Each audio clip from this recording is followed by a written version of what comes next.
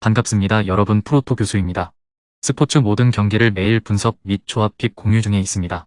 영상에 공개되지 않는 정보들도 정보방에 입장하시면 확인하실 수 있으니 참여를 희망하시는 분들은 영상 하단 고정 링크를 통해서 아무 조건 없이 자유롭게 참여가 가능하니 많은 참여 부탁드리겠습니다. 첫 번째 경기는 라치오 대 볼로냐 한번 살펴보겠습니다. 라치오는 사수올로를 2대0으로 잡아내면서 월드컵 브레이크 이후 첫 승리를 거둘 수 있었습니다. 다만 생각보다는 고전하는 양상이 있기는 했는데 기대 득점이 3골에 육박했는데도 골, 자카니의 페널티킥과 안데르손의 94분 추가골로 겨우 승점을 따내는 모습이었습니다. 임모빌레에 대한 파회법이 나온 것으로 보이는 상태입니다. 지난 경기에서 임모빌레는 슈팅을 하나도 기록하지 못했는데 라인 브레이커 성향을 가진 선수라 라인을 내리고 1대1 마킹을 붙이면 침묵하는 양상을 보이기 쉬운 유형이기 때문입니다. 물론 임모빌레가 부재했을 때 안데르손이 펄스9 역할을 하면서 양 윙어들의 득점력을 극대화했고 지난 경기에서도 득점포는 양 윙어들이 기록했다는 점을 감안해야 합니다. 최전방 자원들의 부진과는 별개로 득점력을 발휘할 수 있는 환경 자체는 마련이 되어 있습니다고 보는 것이 옳고 라치오 사리 감독은 늘 높은 라인을 형성하는 것을 선호하는 타입입니다. 따라서 롱볼로 뒷공간을 노리는 공격 방식에 꽤 취약점을 드러내고 있는 상황입니다. 2대2로 무승부를 거둔 레체전에서도 레체가 롱볼로 단순하게 뒷공간을 노리자 수비가 흔들리는 모습이었고 라인을 크게 올리면서 맞불 양상으로 나오자 후방 빌드업이 봉쇄되면서 경기 주도권을 레체에게 내주는 모습이었습니다. 볼로냐는 우디네세를 2대1로 잡아냈습니다. 우디네세가 최근 들어 좋지 못한 경기력과 결과를 보여주고 있는 상황이라는 점을 고려해야 하지만 상위권 팀을 상대로도 승점 3점을 따낼 수 있다는 것을 증명했다는 점은 높이 평가할 수 있을 것으로 보입니다. 다만 직전 경기에서 득점을 기록한 산소네의 활약이 이어질 수 있을지는 의문으로 보는 수밖에 없습니다. 올 시즌 볼로냐는 아르나우토비치의 신장을 이용한 공격을 자주 이용하고 있는데 단신인 산소네가 아르나우토비치가 제공할 수 있는 공중볼 능력을 모두 보여줄 수 있을 가능성은 적을 수밖에 없습니다.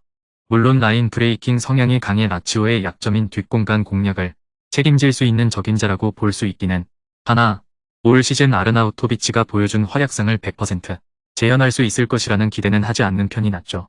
수비적인 약점이 두드러지는 팀, 특히 중앙 전력이 강한 상위권 팀을 상대로는 맥을 추지 못하는 모습을 보여주고 있습니다. 5위 이상의 팀을 상대로 전패를 기록하고 있는 상태로 올 시즌 원정에서 이미 라치오에게 경기 주도권을 완전히 내주면서 1대2의 패배를 기록한 바 있습니다.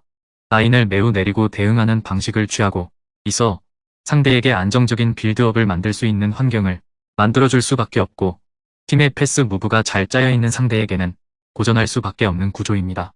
라치오의 승리를 점칩니다. 볼로냐가 올 시즌 중원 전력이 안정적인 팀을 상대로는 약한 모습을 보이고 있습니다는 점이 그 이유입니다. 라인을 극단적으로 내리고 아르나우토비치의 한 방을 노리는 양상을 띠고 있어 아르나우토비치가 없는 현 상황에서는 공격에서의 파괴력도 보장하기 어려운 상황입니다. 론 라치오도 단순하게 뒷공간을 공략하는 방식에는 약한 모습을 보여주고 있어 다득점을 고려해도 큰 문제가 없을 것으로 보입니다.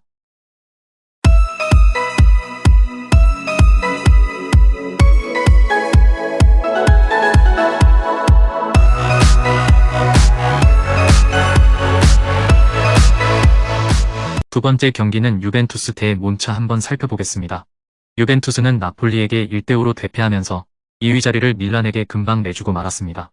8연승을 달리면서 무실점을 기록하는 등 수비적인 부분에서는 장점을 드러내왔는데 경기력에서 현격한 차이를 드러내면서 디마리아 정도를 제외하면 제 몫을 한 선수가 없었을 정도였죠. 유벤투스 입장에서 몬차는 만만히 볼 상대가 아닌데 올 시즌 원정에서 0대1로 벌미를 잡혀버리고 말았었기 때문 해당 경기에서 오히려 점유율을 몬차에게 빼앗기는 등 전혀 중원 싸움에서 우위를 점하지 못하고 말았습니다.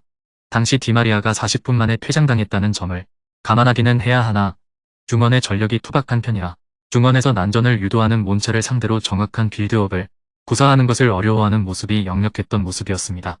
다행히 코스티치를 핵심으로 하는 300으로 전술을 바꾸면서 상승세를 타기는 했으나 코스티치의 측면 돌파와 크로스에 의존하고 있어 여전히 중원에서 뭔가 이뤄지고 있습니다고 보기는 어려운 상황입니다. 그나마 블라우비치가 피지컬을 이용해 코스티치의 크로스를 받아먹는 역할을 수행해주기는 했으나 빅찬스 미스가 잦은 밀리크가 블라우비치가 가지고 있는 결정력을 모두 보여줄 수 있을 가능성은 크지 않습니다. 몬차는 상승세가 상당합니다. 최근 리그 4경기에서 2승 2무를 기록하고 있는 모습인데 실점률 억제에 아주 뛰어난 모습을 보여주고 있지는 못하지만 피오렌티나와 인테르를 상대로 무승부를 기록하는 등 상위 전력을 상대로 승점을 따오는 저력 자체는 인정하고 갈 수밖에 없습니다. 앞서 언급했듯이 유벤투스를 1대0으로 잡아낸 바 있었습니다. 올 시즌 승격한 팀이지만 경기에서는 내려앉는 것이 아니라 중원에서 적극적으로 싸움에 들어가는 편인데 올 시즌 평균적으로 55%의 점유율을 확보하고 있는 상황입니다. 중원에서 난전을 만들어 후방 빌드업 상황에서의 정확도를 크게 낮추려는 모습을 보여주고 있는데 후방 빌드업 체계가 단순하거나 불안정한 팀들을 상대로는 어느 정도 좋은 경기력을 장담할 수 있습니다. 다만 원정에서의 성과가 뚜렷하지 않은 것은 주목해볼 필요가 있습니다. 특히 실점 억제가 잘 되지 않는 모습이었는데 올 시즌 리그 기준으로 무실점 비중이 11%에 그치고 있고 지난 크레모네세와의 경기에서도 3대0의 스코어가 3대2까지 좁혀지면서 팬들의 예간장을 태우기도 했습니다. 유벤투스가 승리를 할 가능성은 있습니다. 리그에서 몬차에게 덜미를 잡히기는 했지만 그 당시에는 40분 만에 퇴장자가 나왔던 데다 몬차가 홈이었다는 사실을 고려해야 할 것입니다. 몬차가 올 시즌 원정에서는 꽤 약한 모습을 보여주고 있고 특히 실점률 억제 면에서 홈 경기와는 딴판의 모습을 보여준다는 것이 판단의 근거입니다. 다만 중원 난전을 잘 만드는 몬차의 특성상 유벤투스도 중앙 빌드업이 꽤 답답할 가능성이 높고 블라우비치의 공백은 감안해야 합니다. 금일 경기들은 이렇게 알아보았습니다. 좀 더 다양하고 많은 정보를 원하시는 분들은 영상 하단 댓글에 링크 클릭 후 문의하시면 아무런 조건 없이 정보방 입장 가능하니 입장하셔서 정보 받아보시길 바라겠습니다. 그리고 영상에서 리뷰하지 않은 디테일한 정보와 조합픽은 매일 교수 정보방에서 공유하고 있으니 꼭 참여해보시길 권장드리며 이번 영상은 여기까지 하겠습니다. 시청해주셔서 감사드리며 늘 여러분들의 건승을 기원합니다. 감사합니다.